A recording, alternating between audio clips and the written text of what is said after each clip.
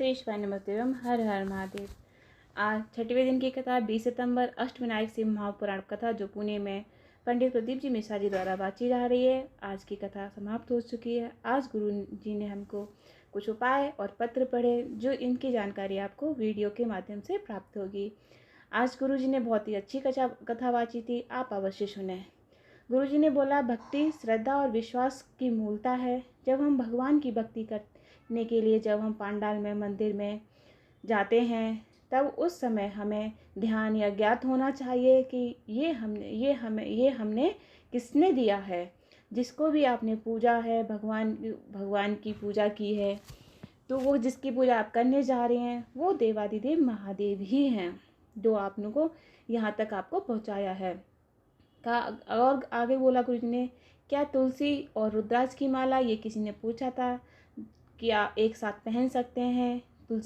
तो गुरुजी ने कहा तुलसी की मंजरी और लकड़ी दोनों शिव के काम में आती हैं, इसलिए हम अवश्य पहन सकते हैं। ये तो गलत किसी ने धारणा बना दी है कि आप एक साथ नहीं पहन सकते।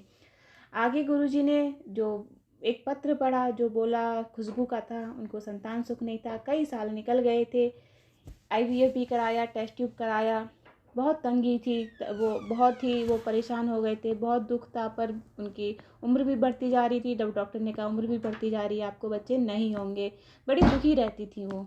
तब किसी के कहने पर कथा सुनी उन्होंने टीवी के सामने, मंत्र के बाद जो अपनी श्री शिवाय नमस्तेवम आता है, उन्होंने अपनी दिल की बात बाबा से कही। तब उन्होंने कहा, हमने आसन लगाकर कथा सुनी, प्रार्थना की बाबा से, एक लोटा जल शिव जी पर चढ़ाया, एक रुद्राक्ष सीहोर से मंगवाया, पशुपतिनाथ का व्रत किया, बाबा से ऐसी करुणा कि मेरे गर्भ ठहर गया, जांच कराई, सब ठीक था, कुछ गड़बड़ आई थी पर बाबा के भरोसे छोड़ दिया। सोनोग्राफी जब भी कराते तो एक ही बच्चा आता था, लेकिन उन्होंने 3 बच्चों को जन्म दिया। डॉक्टर भी आश्चर्य में था कि सोनोग्राफी में तो एक ही बच्चा था, उन्होंने कई जगह सोनोग्राफी कराई पर एक ही बच्चा था, पर उनको 3 बच्चे पैदा हुए, एक लड़का और 2 लड़कियां।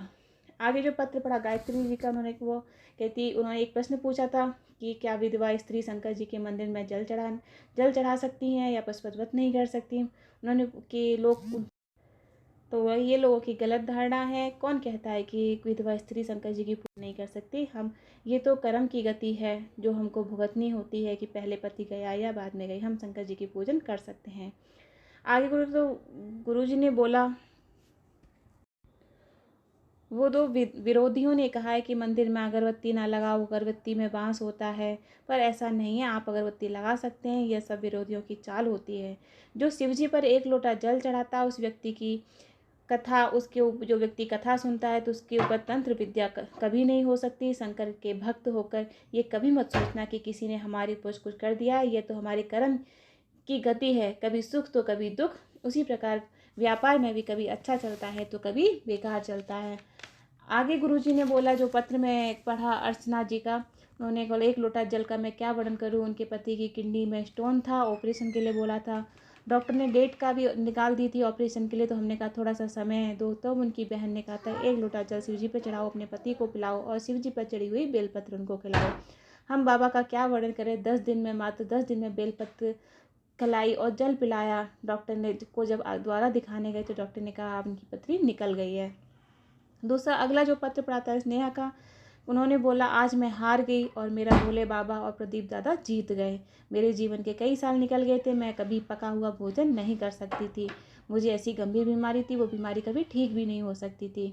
सब जगह दिखा लिया पर किसी ने कहा कि पुणे में कथा हो रही है। उनके रिश्तेदार ने बोला पुणे में कथा हो रही है, उन्हें कथा आकर सुनो और बाबा से प्रार्थना करो। उन्होंने कथा पंडाल में बैठकर कथा सुनी और बाबा से प्रार्थना की कि आप ही के भरोसे हूँ, मैं अम्मा जाकर पका हुआ खाना ही खाऊंगी। और उन्होंने पका हुआ भोजन खाया। उन्होंने कहा था कि मैं आप स्वस्थ हूँ।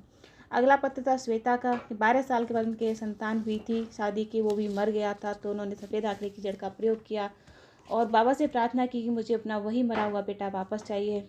उनको 40 साल के बाद वही मरा हुआ बेटा उनके घर में वापस से जन्म ले लिया। आज गुरुजी ने उपाय में बताया, बाबा पर चढ़ी हुई बेलपत्र औषधि मानकर उठाकर खाओ, शुगर BP परेशानी सारी समाप्त हो जाती हैं। शरीर में कोई भी रोग होगा धीरे धीरे सब समाप्त हो जाएगा। जो नहीं भी खा सकते, इनके मुंह में छाले हो जाते हैं, तो वो पीस कर चूरा बनाकर खा सकते हैं। ऊपर से आप 1 गिलास पानी भी पी सकते हैं। और गुरुजी ने बोला जो स्त्री, उन्होंने पूछा भी था कि स्त्री रुद्राक्ष धारण कर सकती है नहीं कर सकती। उन्होंने बोला स्त्री भी रुद्राक्ष धारण कर सकती है। गले में धारण करने से वो रुद्राक्ष आपके शरीर से कहीं ना कहीं टच होना चाहिए। आप ऐसे पहने, अगर आपको दिखावा भी पसंद नहीं है कि नहीं कोई देखे ना मेरा रुद्राक्ष, आप इस तरीके से पहने कि किसी को पता भी नहीं चले, और वो आपकी लीवर, किडनी, थायराइड, बड़ी सी बीमारी तो मैं छू नहीं सकती। आप रुद्राक्ष, स्त्री हो चाहे पुरुष हो या बच्चा हो, हर कोई धारण कर सकता है। आज गुरु ने जो और बताया उपाय में, धूमावती माता, दतिया, मध्य प्रदेश में माता दर्शन से सारे दुख समाप्त हो जाते हैं। और जो कोई सत्ताधारी विजय प्राप्ति के लिए जाता है, वहाँ पे धूमावती माता की आराधना करने जाता है, उसे विजय प्राप्त होती ही है। आगे गुरुजी ने बोला, जिस समय माँ पार्वती गिरजा बनकर पार्थिव शिवलिंग का निर्माण करेंगी और उन्हें कोई गिरजा शब्द से कोई संबोधन करेगा जिससे एक बालक प्रकट होगा, वह बालक श्री गणेश हैं। वह अष्टविनायक में 6 नंबर के विनायक हैं, गिरजा विनायक। धन्यवाद। हर हर महादेव। मेरा ये वीडियो आपको कैसा लगा कृपया कमेंट में हर हर महादेव अवश्य लिखें और मेरा चैनल सब्सक्राइब करें। इस चैनल में जो भी पंडित प्रदीप जी मिश्रा जी द्वारा हमको कथा में उपाय, छोटे छोटे जो उपाय हमको बताए जाते हैं जिनसे हमारी ज़िंदगी आसान हो जाती है, वो आप इन उपायों को आप मेरे चैनल के माध्यम से प्राप्त कर सकते हैं। धन्यवाद।